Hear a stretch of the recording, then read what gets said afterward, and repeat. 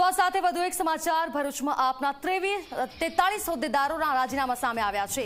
43 જી હા, ભરૂચમાં આપના 43 હોદ્દેદારોના રાજીનામા ભરૂચમાં આપના 43 જેટલા હોદ્દેદારો રાજીનામા આપી રહ્યા છે। આ મોટા સમાચાર ઝી 24 કલાક પર સંવાદદાતા ભરત ચુડાસમા ફોનલાઈન પર જોડાયા છે। ભરત, એક હાલ વિગતો પ્રાપ્ત થઈ રહી છે, ભરૂચમાં આપના 43 જેટલા હોદ્દેદારોના રાજીનામા, શું વિગતો? જે ચોક્કસથી જણાવી દઉં, જ્યારથી આમ આદમી પાર્ટીનું સંગઠનનું માળખું જ્યારે ભરૂચમાં બન્યું છે ત્યારથી જિલ્લા પ્રમુખને લઈને વાદ વિવાદો ચાલ્યા કરતા હતા, પરંતુ છેલ્લા ઘણા સમયથી જે નવા પ્રમુખ મુકાયા છે તે સંગઠનને સાથે નથી લઈને ચાલતા તેવા આક્ષેપો સંગઠનના હોદ્દેદારો દ્વારા વારંવાર કરવામાં આવ્યા છે। સંગઠન વગર જ લોકસભાની ચૂંટણી પણ 2024ની અમે જીતી લઈશું તેવો આક્ષેપ સંગઠન દ્વારા કરવામાં આવ્યો છે। ત્યારે એક સાથે 43 જેટલા હોદ્દેદારો અને કાર્યકર્તાઓએ સંગઠનમાંથી રાજીનામું આપી અને એક આ મોટો ધડાકો કર્યો છે 2024ની ચૂંટણી પહેલા।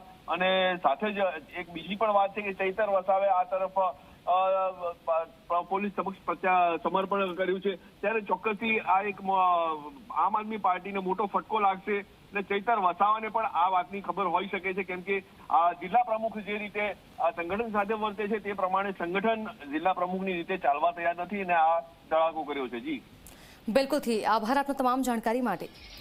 તો આમ આદમી પાર્ટીના 5 ધારાસભ્યો પૈકી વિસાવદરના ધારાસભ્યએ પણ રાજીનામું આપ્યું અને ભાજપમાં જોડાઈ ગયા। આ ઉપરાંત જે અત્યારે ખબરો સામે આવી રહી છે તે 43 હોદ્દેદારો રાજીનામા આપી રહ્યા છે।